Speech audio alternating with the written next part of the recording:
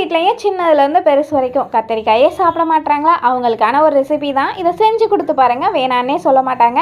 இது கத்தரிக்காயில் செஞ்சதுன்னே கண்டுபிடிக்க மாட்டாங்க. என்னென்னா கத்தரிக்காய் சட்னி தான். இப்போ எப்படி செய்கிறதுன்னு பார்க்கலாமா? இந்த சட்டியில் கொஞ்சம் எண்ணெய் ஊற்றிக்கிட்டு கடுகு, கருவேப்பிலை, காரத்துக்கு ஏற்றாப்பில் காஞ்ச மிளகா போட்டு தாளித்து விட்டுட்டு 2 பெரிய வெங்காயம், 5 பல்லு பூண்டு எடுத்திருக்கேன். அதுவும் நல்லா வதங்கின பிற்பாடு 4 கத்தரிக்காயை குட்டி குட்டியாக நறுக்கி வச்சுருக்கேன். அந்த வெங்காயத்தோட போட்டு கொஞ்சம் சுருளை விட்டு ஒரு தக்காளி பழம், கொஞ்சோண்டு கருவேப்பிலை, கொஞ்சம் மல்லி, கொஞ்சம் புளி, கொஞ்சம் உப்பு இதெல்லாம் போட்டு நல்லா கிளறி விட்டு ஒரு 2 நிமிஷத்துக்கு அடுப்பை வந்து லோ ஃப்ளேமில் வச்சு தட்டு போட்டு மூடி விட்டுருங்க. இந்த லோ ஃப்ளேம்லேயே கத்தரிக்காய் நல்லா வெந்துடும். நம்ம அமுக்கி பார்த்தாலும் நல்லா சாஃப்டாக வெந்தது தெரியும். அவ்வளோதான். அதுக்கப்புறம் அடுப்பை அமர்த்திட்டு இந்த மிக்சியில் போட்டு நல்லா பேஸ்ட்டாக அரைச்சி தாளித்து கொட்டினா கத்தரிக்காய் சட்னி ரெடி. உங்களுக்கு எவ்வளோ தண்ணி வேணுமோ அந்தளவு தண்ணி ஊற்றிக்கோங்க.